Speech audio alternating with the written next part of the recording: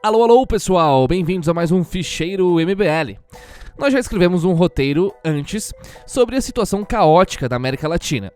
Naquele ficheiro, que vocês podem consultar como complemento a esse, que está na playlist dos Ficheiros MBL, nós pouco falamos sobre a Bolívia. O assunto Bolívia foi um assunto secundário. Com a renúncia de Evo Morales, porém, nós somos obrigados a voltar a esse tema e dar um tratamento histórico e político muito mais profundo à política do nosso vizinho latino. Acesso liberado. Bem-vindo ao Ficheiro MBL. 1. História política contemporânea da Bolívia. A Bolívia é um país de grandes contrastes regionais e históricos. Síntese da cultura pré-espanhola dos Incas e da herança ibérica, a Bolívia foi o palco de sucessivas levas e civilizações que se impuseram no espaço geográfico do país como sedimentos geológicos uns sobre os outros. Antes dos Incas, houve os Tihuanacos, uma longeva cultura que perdurou por mais de 2000 anos até a destruição pelo Império Inca, que unificaria a região. A história recente da Bolívia é marcada pela Revolução de 1952, a Revolução Nacional. A revolução foi provocada pelo MNR, o Movimento Nacionalista Revolucionário, e operou profundas transformações na economia e política bolivianas. A revolução foi possível graças à participação dos sindicatos de mineradores. Foi uma revolução estatizante e nacionalista. Quando o líder do MNR, Vítor Estensoro, subiu à presidência, ele nacionalizou as minas e obteve controle estatal da exportação de estanho. Foi feita então uma reforma agrária e uma reforma institucional com o estabelecimento do sufrágio universal. Apesar do caráter estatista, o MNR não era um movimento socialista e foi ironicamente combatido com dureza pela falange socialista boliviana. Mais tarde, já nos anos 80 e 90, o movimento mudaria sua orientação, aderindo a um programa de privatizações e concessões sob os auspícios do FMI, na década de ascensão do neoliberalismo. Sim, de fato existe um conceito correto de neoliberalismo e nós faremos um vídeo sobre isso. Não é apenas uma nomenclatura usada pelas esquerdas. Neste meio tempo, porém, como em muitos outros países da América Latina, a Bolívia conheceu uma ditadura militar. Essa breve introdução mostra que, a exemplo do Brasil e de outros países da América Latina, a Bolívia também passou por uma sucessão de golpes, contra-golpes e revoluções. Ao contrário do que às vezes pensamos, a nossa história política não tem a estabilidade da democracia americana. Ela é cheia de turbulências e dramáticas mudanças, envolvendo caudilhos, líderes populistas e o uso de força. Não será diferente na atualidade. 2. Breve biografia política de Evo Morales. Evo Morales nasceu em uma família indígena, Aymara, de uma aldeia rural no altiplano boliviano. Serviu no exército no final dos anos 70 e já em 83 ingressava no Sindicato Agrícola de São Francisco. Evo tinha talento para a política sindical. Muito rapidamente ele assumiu a secretaria-geral do sindicato apenas 3 anos após o ingresso.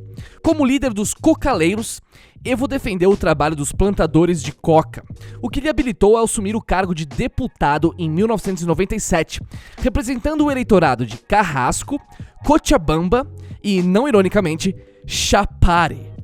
Já nas eleições de 2002, Evo saiu como candidato pelo MAS, o Movimento para o Socialismo, e chegou causando grande surpresa ao segundo lugar nas eleições. Esse resultado positivo lhe permitiu disputar as eleições de 2005 numa posição forte e vencê-las. A eleição foi vencida com larga folga, ele teve 53% dos votos contra 28% do seu adversário Jorge Quiroga.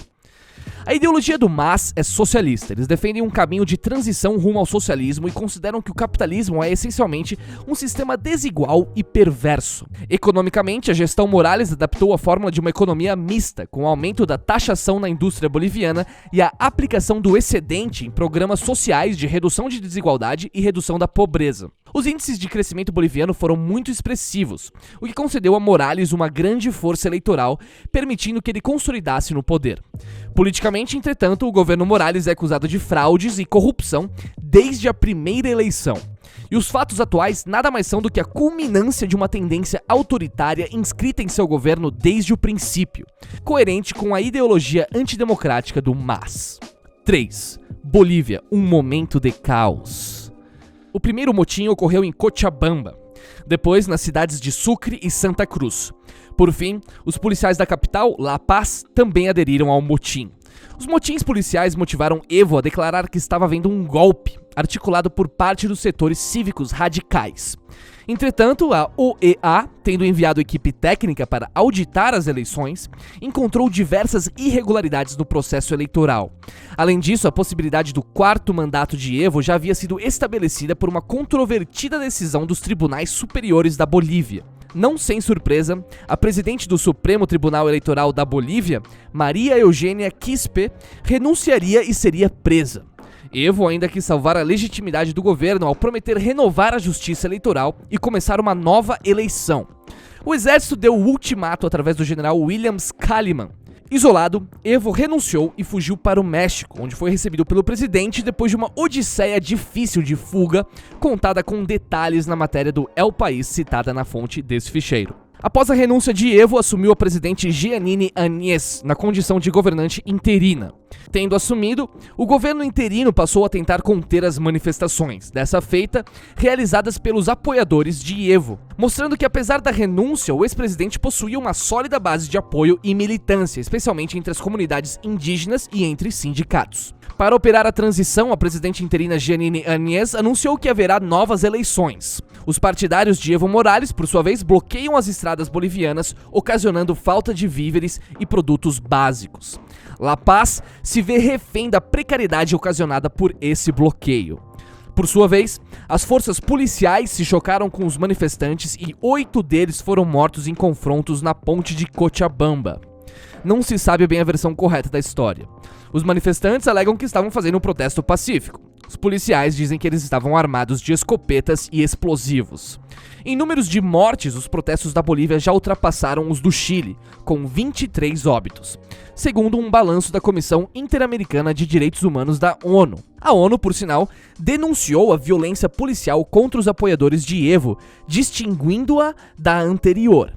O grande problema e ironia da história é que a comissária responsável por fazer essas observações é Michelle Bachelet. Michelle Bachelet, por sua vez, é ex-presidente do Chile, militante histórica do Partido Socialista do Chile e teve suspeitas de envolvimento com organizações terroristas de esquerda durante a sua juventude. Isso torna as credenciais dela muito discutíveis para o cargo de comissariado da ONU, especialmente quando ele envolve avaliar os atos de um governo interino anti-Morales.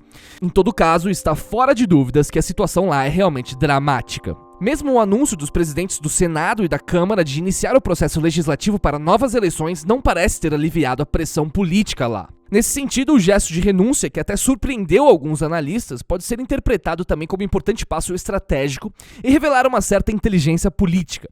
Pressionado pelo exército com uma eleição suspeita de fraudes, agora Evo está em uma posição muito mais confortável. Politicamente, a situação de Áñez não é nada boa. A sua posse foi boicotada pelo Movimento ao Socialismo, o MAS, que é o esteio do governo Morales, que ainda tem maioria no parlamento boliviano.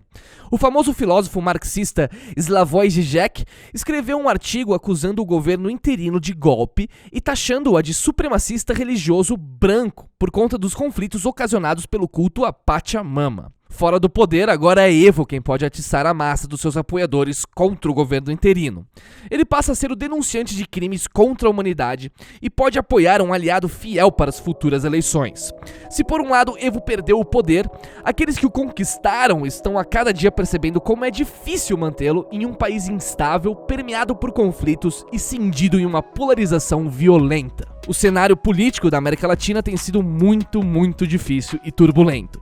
Será que o Brasil conseguirá atravessar os próximos anos sem ser tragado por conflitos semelhantes? É difícil prever. Até lá, temos que ficar de olho em nossos irmãos latinos e aprender as lições do que decisivamente não podemos fazer. É isso aí, espero que tenham gostado desse ficheiro. Muito obrigado pela atenção, deixem seu like, compartilhem com seus amigos e até a próxima. Um abraço.